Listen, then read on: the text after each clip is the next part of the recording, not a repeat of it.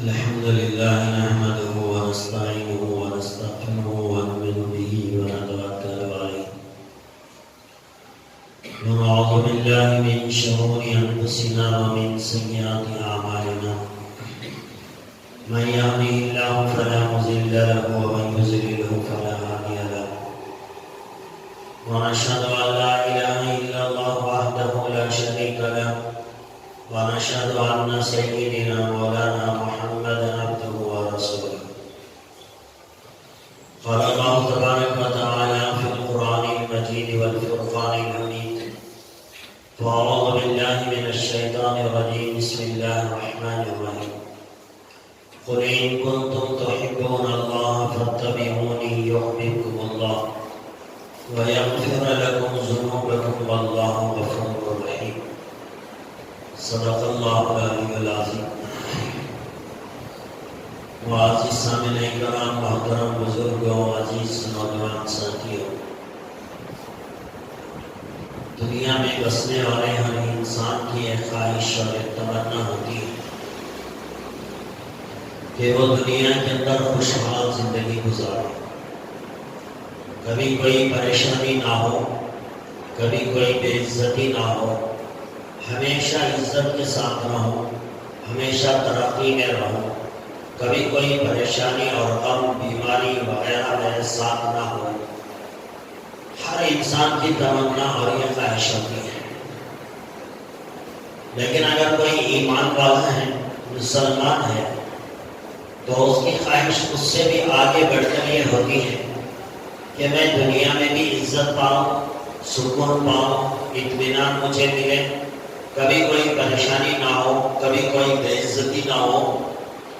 اور اس کے ساتھ ساتھ آخرت کے اندر جب میری موت آئے، خبر کے گلے میں چلا جاؤں، تو خبر کے اندر مجھے کوئی عذاب خبر نہ ہو، کوئی پریشانی نہ ہو، سانپ اور بچھوؤں کا ڈر نہ ہو، وہاں کی تنہائی کا خوف نہ ہو، وہاں کے پھسلیاں ایک دوسرے میں گھس جانے کا خوف نہ ہو. جب تک خبر کے اندر رہوں، سکون و اطمینان سے رہوں، اور پھر جب میدان محشر میں خبر سے اٹھوں، تو پھر انسان کی ایک ایمان والے کی تمنا یہ ہوتی ہے کہ آخرت کا کوئی عذاب مجھے نہ ہو، حساب کتاب نہ ہو، اگر ہو بھی تو بڑا آسانی کے ساتھ ہو جائے، اور جب پل صراط پر گزرنے کا وقت آئے تو بجلی کی طرح پار ہو جاؤں، پھر جنت الفردوس میں میرا ٹھکانہ بن جائے. یہ ہر ایک ایمان والے کی تمنا اور خواہش ہوتی ہے. ایک انسان ہے تو وہ صرف دنیا کی حد تک سوچتا ہے، ایک ایمان والا ہے تو وہ دنیا کے ساتھ ساتھ آخرت کی بھی سوچتا ہے. تو ایک ایمان والے کی ہم یہاں بات کریں گے. انسان کی بھی یہی بات ہے، لیکن چونکہ ہم یہاں ایمان والے مسجد میں جمع ہیں، تو چونکہ ان کا تقاضا، ان کی خواہش، ان کی آرزو، ان کی تمنا یہ ہے کہ دنیا میں کامیاب ہوں، اور مرنے کے بعد یا تو خبر کا مسئلہ، یا میدان قیامت کا مسئلہ، یا پھر پل صراط کا مسئلہ، یا حساب و کتاب کا مسئلہ، سارے منازل کے اندر میں کامیاب ہو جاؤں. یہ ایمان والے کی تمنا اور خواہش ہوتی ہے. اللہ تبارک و تعالیٰ نے ان تمام خواہشوں کی تکمیل کے لیے ایک راستہ متعین کیا ہے کہ اس کے اندر دنیا کی بھی کامیابی ہے، خبر کی بھی کامیابی ہے، قیامت کے دن کی ہولناکی سے حفاظت بھی ہے، حساب و کتاب میں آسانی بھی ہے، پل صراط کا راستہ بجلی کی طرح پار ہو جانا بھی اس میں ہے، جنت الفردوس کا اعلیٰ مقام بھی اللہ تبارک و تعالیٰ نے اس میں رکھا ہے. کہ ایک چیز اللہ تبارک و تعالیٰ نے طے کر دی اور بتا دیا کہ دیکھو دنیا کی، آخرت کی تمام کامیابیاں صرف ایک راستے سے ہو کر ملے گی، صرف ایک راستہ. اس کے علاوہ دنیا میں اب کوئی راستہ نہیں رہا. دوسرے راستے سے انسان چاہے 1000 کوشش کر لے، نہ تو دنیا میں کامیابی اسے ملے گی، نہ آخرت کی کامیابی ملے گی. دنیا کی کامیابی، آخرت کی کامیابی کے لیے اللہ تبارک و تعالیٰ نے جتنے راستے تھے وہ سارے راستے بند کر کے صرف ایک راستہ کھلا رکھا ہے کامیابی کا، دنیا کی، آخرت کی. اور وہ ایک راستے پر جو چلے گا اللہ اسے دنیا میں بھی سکون دیں گے، کامیابی دیں گے، عزت دیں گے، صحت دیں گے اور سکون و اطمینان دیں گے۔ خبر کا مسئلہ، عشر کا مسئلہ، منظرات کا مسئلہ، ساری چیزوں کا حل اللہ نے صرف ایک راستے پر رکھا ہے، سارے کامیابی کے راستے۔ دنیا کے اندر انسان ہزار کوشش کرتا ہے، ہر انسان کی الگ پسند، الگ چوائس اور الگ اس کا ڈیسیشن ہوتا ہے کہ اس راستے سے شاید میں کامیاب ہو جاؤں، لیکن اللہ کا ضابطہ اور اصول یہ ہے کہ کامیابی کے سارے راستے اللہ نے بند کر دیے، صرف ایک راستہ رکھا ہے، جو اس راستے پر چلے گا اللہ اسے دنیا اور آخرت کی کامیابی دے گے۔ وہ کامیابی کا راستہ، دنیا کی، آخرت کی، خبر کی، حشر کی، ساری کامیابیوں کا راستہ کون سا ہے؟ وہ ایک ہی ایک راستہ ہے، وہ راستہ ہے محمد رسول اللہ صلی اللہ علیہ وسلم۔ ایک ہی راستہ ہے، اس پر چلو، دنیا میں بھی کامیابی، دنیا کی بیماریوں سے نجات بھی اللہ نے محمد رسول اللہ میں رکھا ہے، خبر کے اندر اطمینان و سکون کی نیند اللہ نے محمد رسول اللہ میں رکھا ہے، ہر طرح کی عزت، سر بلندی اللہ تبارک و تعالیٰ نے محمد رسول اللہ میں رکھا ہے، قیامت کی ہولناکی سے بچاؤ کا راستہ محمد رسول اللہ میں اللہ نے رکھا ہے، بلسرات کے راستے سے بجلی کی طرح پار ہو جانا وہ محمد رسول اللہ میں اللہ نے رکھا ہے۔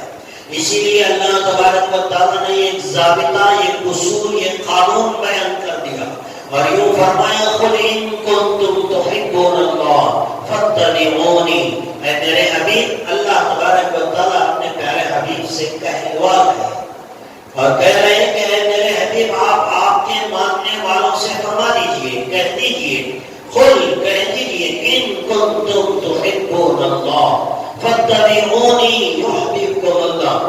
اللہ کے حبیب صلی اللہ علیہ وسلم سے اللہ تبارک و تعالیٰ کہلوا رہا ہے کہ اے پیارے حبیب آپ اپنے ماننے والوں سے کہہ دیجئے کہ اگر تم اللہ سے محبت کرتے ہو اور یہ چاہتے ہو کہ اللہ بھی تم سے محبت کرے، ظاہر سی بات ہے جس سے اللہ محبت کریں گے وہی دنیا میں کامیاب ہو سکے گا، جس سے اللہ محبت کرے وہی خبر میں کامیاب ہو سکے گا، جسے اللہ محبت کرے وہی قیامت کے دن کامیاب ہو سکے گا۔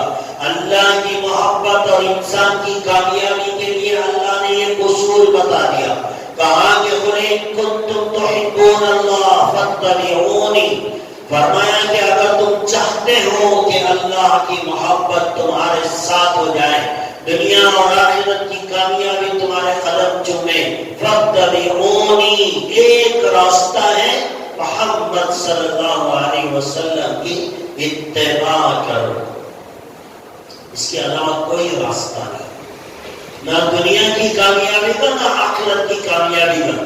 کسی ڈگری میں اللہ نے کامیابی نہیں رکھی ہے، لوگوں کو دکھانے کے لیے بتایا جا سکتا ہے کہ میرے پاس یہ ڈگری ہے، لیکن کامیاب انسان، سکون و اطمینان زندگی کا، موت کے بعد کا، یہ سب اللہ نے صرف اللہ کے نبی صلی اللہ علیہ وسلم کی اطاعت اور فرما برداری کے اندر اللہ نے رکھا ہے۔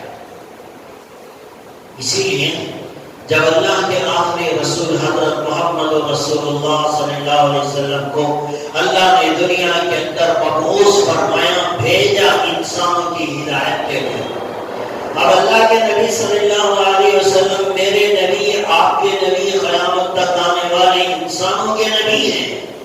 اللہ کے نبی صلی اللہ علیہ وسلم کو اللہ نے ہمارے لیے آخری نبی بنا کر دنیا میں بھیجا، تو پھر ہمارے اوپر کچھ ذمہ داری ہے اللہ کے نبی کے تعلق سے۔ وہ کیا ہے؟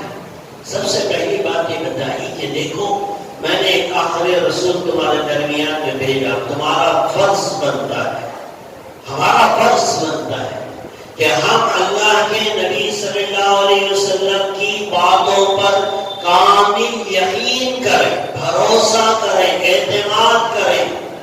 اللہ کے نبی صلی اللہ علیہ وسلم نے جو بات کہہ دی اسے 100% صحیح مانے، یہ ایمان کا تقاضا ہے، اس کے بغیر ایمان مکمل نہیں ہوتا۔ اگر ہم اللہ کے رسول کو اللہ کا رسول تو مانیں، لیکن اللہ کے نبی صلی اللہ علیہ وسلم کوئی بات کہیں اور ہم اس کے اندر شک کریں، گمان کریں، ڈاؤٹ پیدا ہو جائے، تو پھر ہمارا ایمان کہاں رہا؟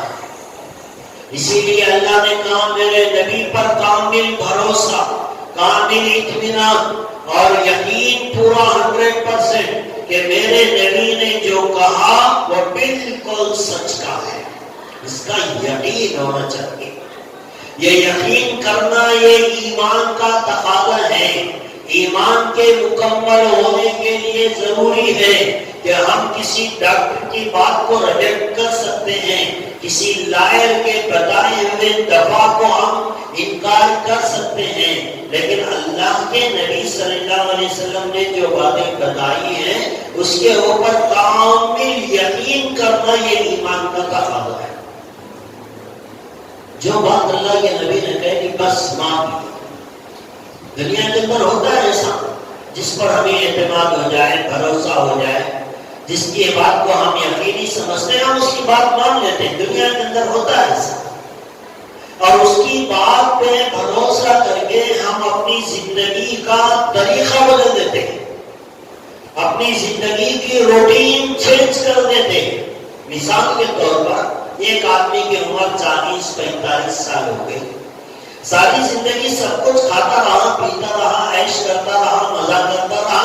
40 سال کے بعد بیماریوں نے آ کر حملہ کیا، کمزوری آئی، ڈاکٹر نے کہا کہ بھئی تمہیں کو چینج کرنا پڑے گا اپنی زندگی کے اسٹائل کو، اپنی زندگی کا جو روٹین ہے آپ کا اسے بدلنا پڑے گا۔ اس لیے کہ آپ نے جو خون ٹیسٹنگ کروایا ہے اس سے رپورٹ سامنے آئی ہے کہ آپ کو تو بلڈ شوگر ہو گیا ہے۔ آپ بڑا میٹھا کھاتے تھے، ٹھیک ہے کھاتے رہے ہوں گے، لیکن آج کے بعد آپ نہیں کھا سکتے۔ آپ کا بلڈ پریشر بڑھ گیا ہے، بی پی آپ کی ہائی ہو گئی ہے۔ اب آپ کھٹے میٹھے اور تیزدار چیزیں، مسالے دار چیزیں، نمک کی چیزیں آپ استعمال نہیں کر سکتے۔ اگر آپ اس کا استعمال کریں گے آپ کا بلڈ پریشر ہائی ہوگا، اور کبھی کبھی آپ کا ہارٹ اٹیک بھی ہو سکتا ہے، لقوہ مار سکتا ہے، آپ کا ہاتھ پیر پڑ سکتا ہے، آپ فالج زدہ ہو سکتے ہیں، آپ معذور ہو کر بچھانے پر پڑ سکتے ہیں۔ اب ایک ڈاکٹر نے کہا، ایک رپورٹ دیکھ کر آپ کو اطمینان ہو گیا، 40 سال سے آپ میٹھا کھانے والے، 45 سال سے آپ تیزدار مسالے کھانے والے، ایک ڈاکٹر کی بات پہ آپ کو اطمینان ہو گیا، آپ نے اپنی زندگی کا اسٹائل چینج کر دیا۔ گھر آتے ہیں بیوی سے کہتے ہیں بغیر شکر کے چائے بتاؤ، سالن میں تھوڑا نمک کم ڈالو۔ اب کھانے کا اسٹائل چینج ہو گیا، زندگی گزارنے کا طریقہ بدل گیا۔ ارے بھائی کیوں بدلا؟ کیا بات تھی؟ بات یہ ہے کہ آپ نے ڈاکٹر کی بات پہ اعتماد اور بھروسہ کیا ہے۔ اللہ کے نبی صلی اللہ علیہ وسلم ہمارے لیے آخری رسول بنا کر بھیجے گئے۔ اب اللہ کے نبی سے زیادہ ہمارے بارے میں سوچنے والا، سمجھنے والا، ہماری بھلائی کی باتیں کرنے والا اس کائنات میں اللہ نے کسی کو پیدا نہیں کیا۔ شاید آپ نے سنا اس سے پہلے کے جمعہ کے خطبات میں کہ ایک ماں باپ اپنے بچے کی جتنی فکر کر سکتے ہیں اس سے 1000 گنا زیادہ ہمارے نبی نے اپنی امت کے بارے میں فکر کی ہے، اور جو باتیں اس امت کی بھلائی کے لیے ہو سکتی تھی وہ ساری باتیں امت کے سامنے لا کر رکھ دی ہیں۔ اعتماد کرنے والوں کی ضرورت ہے، بھروسہ ہو کہ میرے نبی کی بات کو میں مانتا ہوں، یقین کرتا ہوں، جیسے ڈاکٹر کی رپورٹ پہ یقین کرتا ہوں، جیسے لیب ٹیسٹنگ کی رپورٹ پہ میں نے اعتماد اور بھروسہ کر لیا اور اپنی زندگی کے طریقے کو بدل دیا۔ اللہ کے نبی صلی اللہ علیہ وسلم کے ایک امتی کا تقاضا یہ ہے کہ وہ نبی کی بات کو اتنی اہمیت دے جتنی وہ ایک ڈاکٹر کی بات کو اہمیت دیتا ہے، بلکہ اس سے بھی زیادہ ہے۔ جنگ احد کا موقع ہے، مشرکین مکہ میں سے ایک بڑا مشرک، کافروں کا سردار سمجھیے،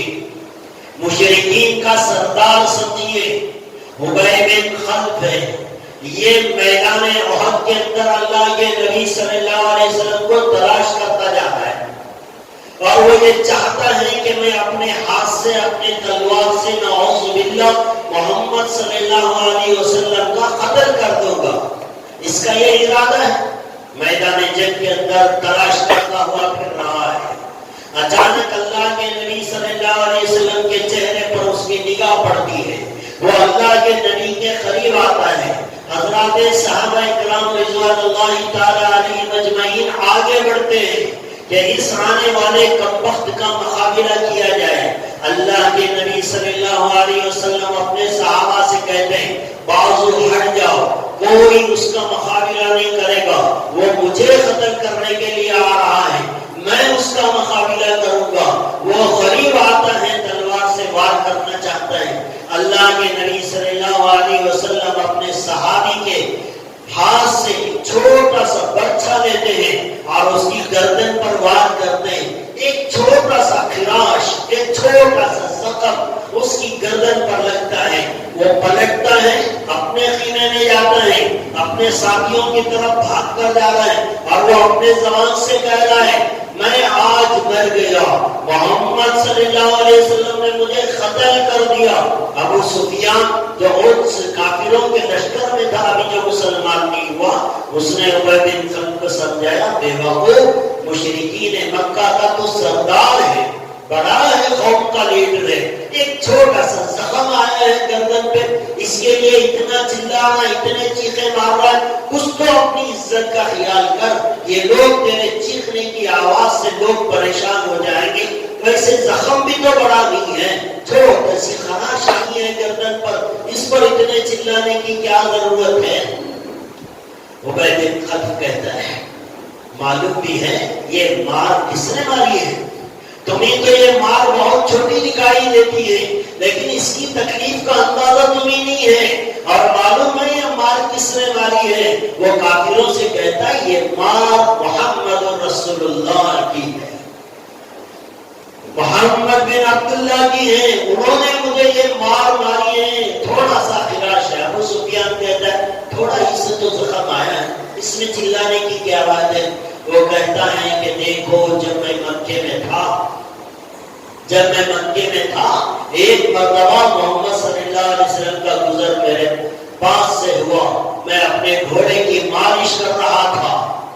میں محمد کو دیکھ کر کہا تھا کہ اے محمد ایک دن آئے گا کہ میں اسی گھوڑے پر سوار ہو کر تمہیں قتل کروں گا.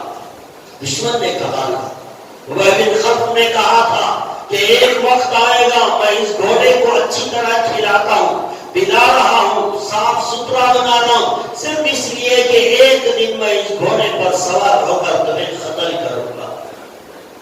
جب میں یہ بات محمد صلی اللہ علیہ وسلم سے کہا تھا تو محمد صلی اللہ علیہ وسلم نے کہا تھا کہ ایک بات اچھی طرح یاد رکھ لے, تو مجھے قتل کرنا تو دور کی بات ہے, ایک دن آئے گا تو میرے ہی ہاتھوں سے قتل کروایا جائے گا.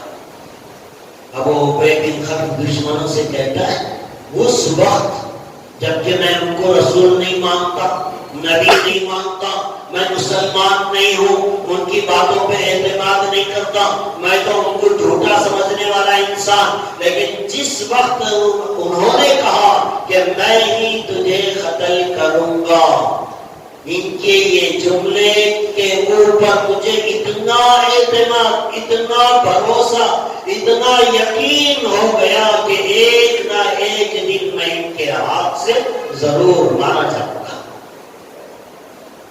نبی نے ایک جملہ کہا, دشمن نے اعتماد کر لیا. نبی نے ایک جملہ کیا, دشمن نے بھروسہ کر لیا. نبی نے ایک بات کیا, دشمن کو 100% اپنے مارے جانے کا, اپنے قتل ہو جانے کا یقین ہو گیا. اور وہ اپنے ساتھیوں سے کہتا ہے جس دن نبی نے یہ کہا تھا مجھے یقین ہو گیا کہ ایک نہ ایک دن میں ان کے ہاتھ سے مارا جاؤں گا. آج جب ان کی مار میری گردن پر پڑی ہے, اب مجھے یقین ہو چلا ہے کہ اب میں زندہ نہیں بچ پاؤں گا. اعتماد, بھروسہ, یقین, نبی کی بات کو سچا ماننا, اسے کہتے ہیں. ایک دشمن بھی ہمارے نبی کی بات کو اتنا وزن دیتا ہے اور اتنا یقین سے اسے قبول کرتا ہے، قسم خدا کی تھوڑی دیر کے لیے اپنے دلوں پہ ہاتھ رکھیں، سوچیں ہم ان کا کلمہ پڑھنے والے، ان کو رسول ماننے والے، ان کی محبت میں پتہ نہیں کتنے لمبے چوڑے دعوے کرنے والے، کیا ہم نے بھی ہمارے نبی کی کسی بات پہ اتنا یقین اور بھروسہ کیا ہے؟ کسی بات پہ بھروسہ نہیں، مانتے تو ہیں ہم کہ ہمارے نبی بڑے عظمت والے، بڑی شان والے، بڑے ہی مرتبے والے، اللہ نے ہمارے اوپر بڑا احسان کیا، ہم سب چیزیں مانتے ہیں، لیکن جہاں عمل کرنے کی بات آتی ہے وہاں تو ہمیں نبی کی کسی بات پہ بھروسہ نظر نہیں آتا۔ آپ نے سنا ایک دشمن نے کتنا بھروسہ کیا، کہتے ہیں کہ وہ راستے ہی میں ابھی مکے کو کافر لوگ واپس آ رہے تھے، بہت سے راستے ہی کے اندر وہ مر گئے، اتنی زور زور سے چیختا تھا جیسے کوئی گائے اور بیل کی آواز ہوتی ہے۔ اللہ کے نبی صلی اللہ علیہ وسلم کے ایک جملے پر بھروسہ۔ دوستو ذرا اپنے دلوں پہ ہاتھ رکھیں، ہم بھی سوچیں ہمارے سامنے کتنے ارشادات آتے ہیں ہمارے نبی کے، کیا ہم نے اس پہ بھروسہ، اعتماد اور یقین کیا ہے؟ کیا کبھی ہم نے اپنی زندگی کے طریقے کار کو بدلا ہے یا بدلنے کی ہم نے کوشش کی ہے؟ نہیں، ہزار مرتبہ سنتے ہیں ایک ہی حدیث، شراب کے بارے میں سنی لیکن شراب پینے والا شراب سے توبہ نہیں کرتا، سود کے بارے میں ہزاروں حدیثیں سنی لیکن سود سے کوئی بچنے کی کوشش نہیں کرتا، لوگوں کو دھوکہ دینا غلط ہے میرے نبی نے فرمایا، لیکن ہم سنتے ہیں لیکن کبھی لوگوں کو دھوکہ دینے سے باز نہیں آتے، جھوٹ بولنے کی نحوست اللہ کے نبی نے بتائی، ہزار مرتبہ سنی ہم نے وہ حدیثیں لیکن آج تک ہماری زندگی میں سچ نہیں آیا، زنا کے تعلق سے کتنے حدیثیں سنی لیکن آج تک اس فعل سے ہم نے توبہ نہیں کی۔ ایک عمل اللہ کے نبی کی بات کو سامنے رکھ کر انسان اپنی زندگی تبدیل کرتے ہیں۔ دوستو ذرا غور کریں کیا ہو رہا ہے، کیا ہونا چاہیے تھا۔ حضرت صحابہ اکرام رضوان اللہ تعالی علیہ مجمعین نے نبی کی فرما برداری اور ان کی بات پہ یقین کرنے کا حق ادا کر دیا، کوئی ڈاؤٹ نہیں تھا ان کو نبی کی کسی بات پہ، 100% یقین رکھتے تھے۔ جیسے آپ نے شاید سنا اس سے پہلے ایک بڑھیا عورت آتی ہے، اللہ کے نبی صلی اللہ علیہ وسلم سے درخواست کرتی ہے، اے اللہ کے نبی صلی اللہ علیہ وسلم میرا جوان بیٹا، اکلوتا بیٹا میدان جہاد میں شہید ہو گیا، لیکن کبھی کبھی اس کی یاد آتی ہے، بے چینی بے قراری ہوتی ہے، ماں ہوں اس لیے پریشان ہو جاتی ہوں، پتہ نہیں میرا بیٹا مرنے کے بعد کس حالت میں رہا ہوگا، کہاں رہا ہوگا، کیا پوزیشن میں رہا ہوگا، اطمینان نہیں ہوتا کہ کیا گزر رہی ہوگی اس میں خبر میں، حشر میں کیا گزرے گی، یہ سوچ کر میں پریشان ہوتی ہوں۔ اللہ کے نبی صلی اللہ علیہ وسلم نے تھوڑی دیر آنکھیں بند کی، پھر آنکھیں کھولی اور اس بڑھیا سے بتایا کہ میں نے اپنی آنکھوں سے دیکھا کہ تمہارا شہید ہونے والا بیٹا جنت کے باغات کے اندر ٹہل رہا ہے، بہت خوش ہے، بہت اطمینان سے ہے، اسے کوئی پریشانی نہیں ہے۔ بڑھیا خوش ہو گئی، اطمینان ہو گیا، واپس جانے لگی۔ اللہ کے نبی صلی اللہ علیہ وسلم نے اس بڑھیا کو پھر بلایا اور بلا کر کہا کہ دیکھو میں نے تو تمہارے بیٹے کو جنت کے باغات میں ٹہلتے ہوئے دیکھ لیا ہے، لیکن اگر تم چاہتی ہو، توجہ چاہوں گا، لیکن اگر تم چاہتی ہو کہ تم بھی تمہارے بیٹے کو جنت میں ٹہلتا ہوا دیکھنا چاہتی ہو تو میں اللہ سے دعا کروں گا، اللہ تمہارے بیٹے کو جنت میں ٹہلتا ہوا منظر اللہ تمہاری آنکھوں سے تمہیں دکھا دے گا۔ اعتماد، بھروسہ، نبی کی بات کا یقین کسے کہتے ہیں؟ نماز کے چھوڑنے پر کتنی وعیدیں، کتنی احادیث ہمارے سامنے آئی، کبھی خوف آیا ہمارے دل میں، کبھی شوق پیدا ہوا نمازی بننے کا، اسلامی اولیاء بنانے پر کتنی احادیث ہمارے سامنے آئی، کیا کبھی ہم نے اپنے آپ کو چینج کرنے کے بارے میں سوچا ہے؟ آج ہماری حالت یہ ہے کہ غیروں کے بات پہ اتنا جلدی عمل کرتے ہیں، کبھی زندگی میں اس اس میں 50% بھی نبی کی بات پر عمل نہیں کرتے. ایک مثال دوں میں آپ کو. دنیا والے فیشن بدلتے ہیں. ان کا فیشن ہر سال میں 2-3 سال میں کپڑوں کا، ہیئر اسٹائل کا، ساری زندگی کا ان کا اسٹائل چینج ہوتا رہتا ہے. ہمارے نبی صلی اللہ علیہ وسلم کی زندگی کا ایک اسٹائل ہے. پوری زندگی اللہ کے نبی صلی اللہ علیہ وسلم کی ہمارے سامنے ہے. کوئی زندگی کا پہلو اللہ نے چھپا کر نہیں رکھا. اللہ کے نبی کی راتیں کیسے گزرتی تھی امت کے سامنے، اللہ کے نبی کا دن کیسے گزرتا تھا امت کے سامنے، اللہ کے نبی اپنی بچوں کے ساتھ کیسے رہتے تھے امت کے سامنے، اللہ کے نبی اپنی بیویوں کے ساتھ کیسے رہتے تھے امت کے سامنے، گھر میں داخل کیسے ہوتے تھے، بیویوں سے بات کیسے کرتے تھے، کھانا کس طرح کھاتے تھے، سوتے کس طرح سے تھے، پیشاب پاخانہ کس طرح سے کرتے تھے. یہ ساری زندگی کا اسٹائل میرے نبی کا قیامت تک کے لیے اللہ تبارک و تعالیٰ نے امت کے سامنے رکھا ہے. یہ دن بدن بدلنے والے اسٹائل، اس کو تو اپناتا ہے آج کا مسلمان، لیکن نبی کے ایک فرمان پہ پوری زندگی ایک مرتبہ عمل کرنے کے لیے تیار نہیں. اللہ کے نبی صلی اللہ علیہ وسلم نے کہا کہ بھئی ٹخنوں سے نیچے کپڑا لٹکانا یہ حرام ہے. نبی نے کہا نہیں لٹکائیں گے، جھاڑتے ہوئے پھریں گے ہم. لیکن وہی بات اگر کوئی اسٹائل کرنے والا یورپی ممالک کا یا کسی فلم کا ہیرو یا کوئی دوسرے ممالک کا انسان، وہ اپنے اسٹائل میں اپنی پینٹ ٹخنوں تو ٹخنے اگر وہ گھٹنوں سے اوپر پہن کر دکھائے تو غیروں کے اسٹائل کو اپنانے میں ہم اپنے گھٹنے بھی ننگے کر دیں گے، لیکن نبی کی بات پر اپنے ٹخنے بھی ننگے نہیں کریں گے. نبی کی بات کا کوئی اہمیت نہیں، نبی کی اسٹائل، نبی کی زندگی ہمارے لیے نمونہ نہیں. لقد جاءکم فی رسول اللہ اسوۃ حسنہ. اللہ تبارک و تعالیٰ کہہ رہا ہے زندگی گزارنے کا بہترین اسٹائل، بہترین نمونہ اللہ تبارک و تعالیٰ نے اپنے حبیب کو بنا کر دنیا میں بھیجا ہے. اس کے موافق تمہیں زندگی گزارنی ہے. نبی کا کھانا، نبی کا پینا، نبی کا پہننا، نبی کا اوڑھنا، نبی کا سونا، نبی کا استنجا کرنا، نبی کا بیویوں کے ساتھ رہنا، بچیوں کے ساتھ رہنا، نبی کی تجارت، نبی کے معاملے، نبی کے پڑوسیوں کے ساتھ رہنا. کوئی زندگی کا کوئی پہلو ایسا نہیں ہے جس کے بارے میں ہم یہ کہہ سکیں کہ بھئی اس میں تو قرآن اور حدیث کی تعلیمات نہیں ہے، چلو غیروں سے لے لیں. ایسا ایک زندگی کا پہلو بھی نہیں. آج انسان دیکھیے پھٹی ہوئی پینٹ پہن کر وہ خوش ہوتے ہیں، اسٹائل ہے. اب اس کے برابر ٹخنوں کے اوپر پینٹ پھٹی ہوئی ہے. حدیث میں ہے کہ یہ گھٹنے انسان کے جو ہے وہ چھپنا چاہیے، اسے کھولنا غیر مردوں کے آگے. غیر عورت تو دور کی بات ہے، غیر مردوں کے آگے بھی کوئی آدمی جو ہے یہ انسان کے گڑگے اوپر نہیں کر سکتا. منع کیا شریعت نے، حرام قرار دیا. لیکن جب اسٹائل بنا غیروں کا، اب اسے تو اپنائیں گے. اب یہاں نبی کی بات کہاں گئی؟ نبی کا فرمان کہاں گیا؟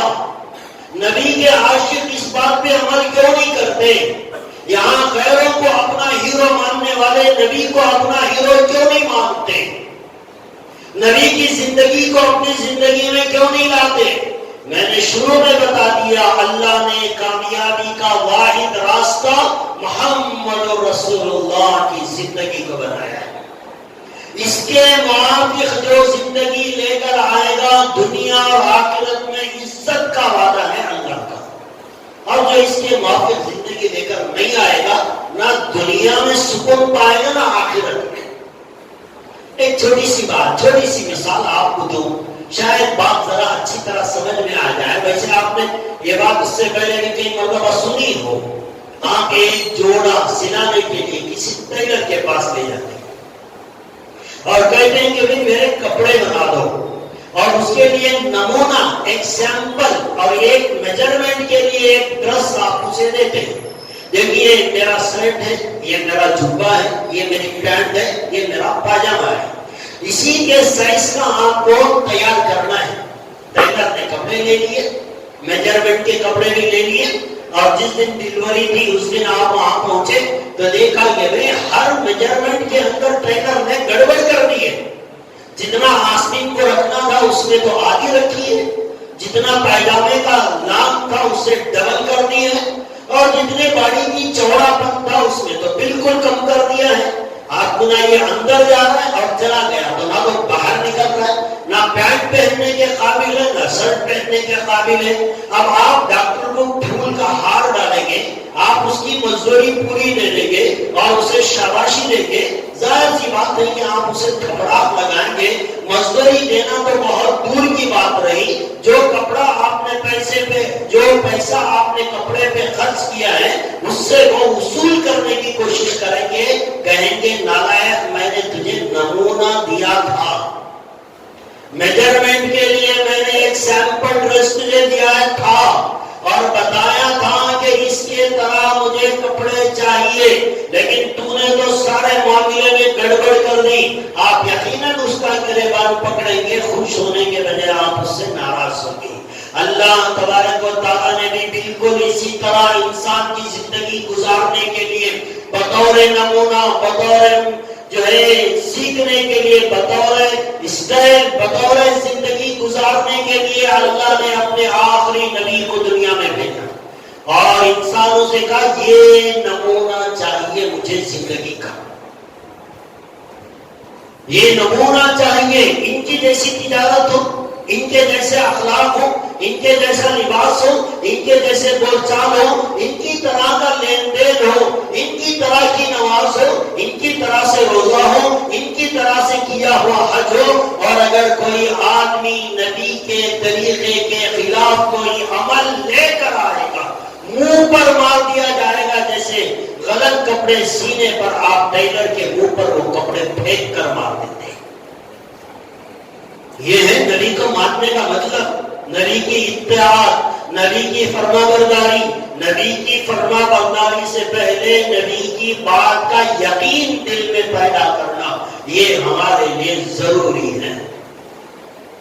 آج سب سے بڑی کمزوری ہماری یہ ہے کہ ہم نبی کی بات کو ڈل مل طریقے سے مانتے، کبھی مان لیا، کبھی یقین کر لیا، کبھی چھوڑ دیا. دل میں آیا مانا، دل میں نہیں آیا چھوڑ دیا.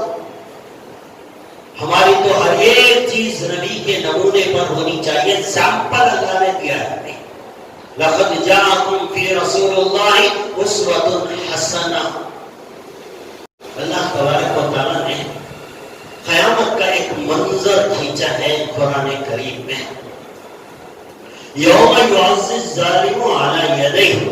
اللہ تبارک و تعالیٰ فرما رہے کل قیامت کے دن ظالم لوگ اپنے ہاتھوں کو کتریں گے. دنیا میں جب انسان افسوس کرتا ہے، غم کرتا ہے، پریشانی میں آ جاتا ہے، کوئی کام کر کے جب انسان پچھتاتا ہے کہ مجھے یہ نہیں کرنا چاہیے تھا، جب انسان پچھتاتا ہے تو وہ اپنے دانتوں میں اپنی انگلی رکھتا ہے. یہ انسان کے افسوس کرنے کی علامت ہے. اللہ تبارک و تعالیٰ فرما رہے ہیں یوم یعض الظالم علی یدیہ. کل قیامت کے دن انسان اپنے ہاتھوں کو چاپ چاپ کر کھا جائے گا. اتنا افسوس کرے گا اپنی گزری ہوئی دنیا کی زندگی پر. ارے دوستو، قرآن کریم میں اللہ نے واضح طور پر کھول کر ارشاد فرمایا ہے کہ نبی کو اور رسول کو ماننے کا طریقہ کیسے ہوتا ہے. صرف بمڑیاں مار لینے سے، چیخیں مار لینے سے، صرف دعویٰ کر لینے سے نہیں ہوتا. کسوٹی بتائی ہے، کسوٹی بتائی ہے.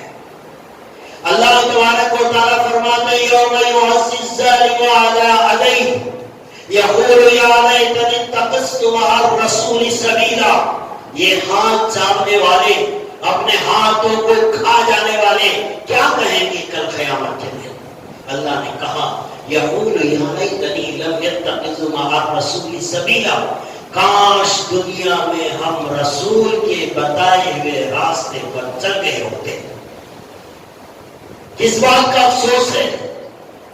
افسوس اس بات کا ہے کہ کاش دنیا میں ہم کسی ہیرو کو فالو کرنے کے بجائے، کسی کرکٹر کو فالو کرنے کے بجائے، کاش ہم اللہ کے بھیجے ہوئے رسول کے فالوورز ہوتے، رسول کی اتباع کی ہوتی، رسول کے بتائے ہوئے طریقے پر چلے ہوتے۔ یہ ان کی زبان سے نکلے گا، افسوس کریں گے اور اپنے دونوں ہاتھ چلا ڈالیں گے۔ وہاں جا کر افسوس کرنے سے کوئی فائدہ نہیں ہوگا۔ یہ زندگی ہے، یہاں اتباع کرو رسول کی۔ صرف دعویٰ تو ہر کوئی کرتا ہے، میں بھی کہوں آپ بھی کریں، ہر کوئی داڑھی رکھنے والا، منڈانے والا، شراب پینے والا، گاجا مارنے والا، سود کھانے والا، جوا کھیلنے والا، لوگوں کو دھوکہ دینے والا، سب کہے گا کہ میرے دل میں نبی کی محبت ہے۔ لیکن کسوٹی کیا ہے؟ پرکھا کیسے جائے گا؟ جانچا کیسے جائے گا کہ کون عاشق رسول، کون محب رسول، کون رسول سے محبت کرنے والا، کون رسول سے دشمنی کرنے والا؟ اس کے لیے اللہ کے نبی صلی اللہ علیہ وسلم نے ایک کسوٹی بتائی، ایک جانچ کرنے کا ایک طریقہ بتایا۔ بعض لوگ ڈاکٹر کے پاس جاتے ہیں، ڈاکٹر کہتا ہے شاید آپ کی شوگر بڑھ گئی ہوگی، آپ کو ٹیسٹ کرا دینا۔ بہت سارے ایسے پیشنٹ ہوتے ہیں، انسان کو معلوم نہیں ہوتا شوگر ہائی ہو چکی ہوتی ہے، وہ صاف کہتا ہے نہیں ڈاکٹر صاحب ایسا کیا، سمپٹمس میرے پاس نہیں، مجھے بھوک زیادہ نہیں لگتی، حلق نہیں سوکتی، ہونٹ نہیں سوکتے، مجھے شوگر نہیں ہے، اطمینان رکھیے۔ ڈاکٹر صاحب کہتے ہیں نہیں پھر بھی ٹیسٹ کرا دیں، ہے تو آئے گی، نہیں تو نہیں بتائے گا۔ اب یہ لیاب کے اندر جو خون دیا جاتا ہے وہ ٹیسٹنگ ہے، یہ ٹیسٹ کرانے کے بعد پتا چلے گا کہ اس کے اندر شوگر ہے یا نہیں ہے۔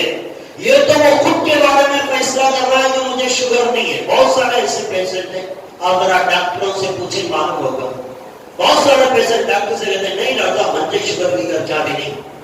اب ٹیسٹ کراؤ تو پتا چلتا ہے 250 کے اوپر چلے گی، لیکن اس سب میں کوئی سمپٹمس نہیں ہے، شوگر ہائی ہو گئی ہے، بی پی ہائی ہو گئی، لیکن پتا نہیں چل رہا ہے، چکر نہیں آ رہی، غصہ نہیں آ رہا۔ بعض لوگ ہم نے دیکھا کبھی کبھی ڈاکٹروں کے پاس بیٹھنے کا اتفاق ہوتا ہے، بہت سارے پیشنٹ آتے ہیں کہتے ہیں ذرا آپ کی بی پی چیک کر لیں، نہیں میں دیکھا کہ غصہ نہیں آ رہا، اب انہیں سمجھ رہا غصہ آیا تو بی پی ہے، لیکن جب ڈاکٹر صاحب اس کی بی پی ٹیسٹ کرتے ہیں تو پتا چلتا ہے 160 180 میں اس کی بی پی چل رہی ہے۔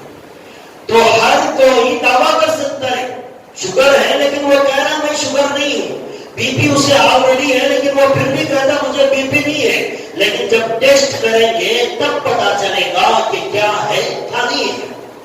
تو محبت رسول، عاشق رسول، رسول کی اتباع ہر کوئی دعویٰ کر سکتا ہے، لیکن ٹیسٹنگ میں جا کر ٹیسٹ کریں گے تب پتا چلے گا کہ کون عاشق رسول ہے اور کون محب رسول ہے، کون دشمن رسول ہے۔ یہ سب تو ٹیسٹنگ کے بعد پتا چلے گا۔ اب ٹیسٹنگ کیسے کرائیں گے؟ کون سی لیاب ہے جہاں جا کر ہم اپنے ایمان کا، اپنے محبت رسول کی ٹیسٹنگ کروائے؟ اللہ کے نبی صلی اللہ علیہ وسلم نے ایک ٹیسٹنگ آلہ ہم لوگوں کو دے دیا ہے، لو بھائی اس میں ٹیسٹ کرواؤ، جیسے بی پی ٹیسٹ کرنے کی ایک مشین، شوگر ٹیسٹ کرنے کی ایک مشین، ہر ایک چیز کی ٹیسٹنگ کی ایک مشین۔ محبت رسول، اتباع رسول ٹیسٹنگ کرنے کی اللہ کے نبی صلی اللہ علیہ وسلم نے ایک آلہ، ایک مشین، ایک راستہ ہم لوگوں کو دے کر کے اور بتائیں اس میں ٹیسٹ کرو کون عاشق رسول ہے۔ ٹیسٹ کریں گے تو آئیے دیکھتے ہیں اللہ کے نبی صلی اللہ علیہ وسلم نے ٹیسٹنگ مشین کیسے دی ہے۔ اللہ کے نبی صلی اللہ علیہ وسلم نے ارشاد فرمایا من حب بسنتی فقد حبنی، یہ ٹیسٹنگ مشین ہے۔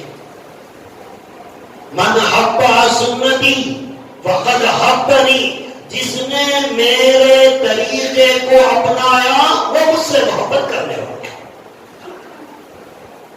نبی کا طریقہ جس کی زندگی کے اندر ہوگا وہ عاشق رسول، محب رسول، نبی کی محبت میں جان دینے والا۔ لیکن نہیں ہے، کپڑے انگریزوں کے، چہرہ یہودیوں کا، تجارت غیروں کی، سودی لین دین، ساری چیزیں، زندگی کا ہر پہلو، سود بھی، جوا بھی، پتہ نہیں کتنے گنا وہ سب ہے اپنی زندگی میں، پھر بھی کہہ رہے ہیں کہ رسول سے محبت کر رہے ہیں، یہاں پتا چلے گا جو نبی کے طریقے سے محبت کرے گا، اللہ کے نبی نے کہا کہ وہ مجھ سے محبت کرتا ہے۔ جو نبی کے طریقے کو نہیں اپناتا وہ دعویٰ تو کر رہا ہے مجھے شکر نہیں، ٹیسٹ کرا ہے پر پتا چلے گا کہ کیا ہے اندر۔ تو سب لوگ دعویٰ تو کر رہے ہیں، لیکن ٹیسٹنگ میں آؤ، دیکھو زندگی میں کتنے پانی پیتے ہیں نبی کے طریقے سے۔ کبھی 3 سانس میں پانی پیا ہے، پینے سے پہلے بسم اللہ کہا ہے، پینے کے بعد الحمدللہ کہا ہے، یہ تو نبی کا طریقہ ہے نا۔ گھر سے باہر نکلتے پہلے لیفٹ پیر باہر ڈالا ہے، یہ سوچ کر کے یہ میرے نبی کا طریقہ ہے۔ گھر میں جاتے ہوئے سیدھا پاؤں رکھا ہے، گھر سے باہر نکلتے ہوئے نبی نے جو دعا پڑھی وہ پڑھی ہے۔ گھر کے اندر داخل ہوئے تھے، جو نبی کا طریقہ تھا سلام کرتے ہوئے گھر والوں کو داخل ہوتے کیا کبھی کیا ہے؟ بازار میں چلتے ہوئے نبی کس طرح چلتے تھے اس طرح ہم بازار میں چلتے ہیں؟ ارے زندگی کے 24 گھنٹوں میں ہمیں دیکھنا چاہیے کہ میرے نبی یہاں کیا کرتے تھے۔ اگر وہی کام میں کرتا ہوں تو میں عاشق رسول ہوں، میرے دل میں میرے نبی کی محبت ہے۔ اور اگر یہ چیز نہیں ہے تو پھر ہمارا یہ کھوکھلا دعویٰ ہے۔ کل قیامت کے دن یہ کھوکھلے دعوے نہیں چلیں گے، وہاں ثبوت دینا پڑے گا انسان کے اعمال کے ذریعے۔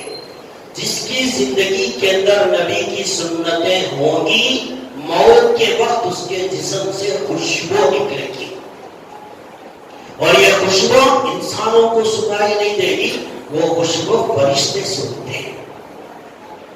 جس عضو میں نبی کا طریقہ ہوگا اس عضو سے خوشبوئیں نکلے گی، اور وہ فرشتے سون کر معلوم کریں گے کہ یہ نبی کا عاشق ہے۔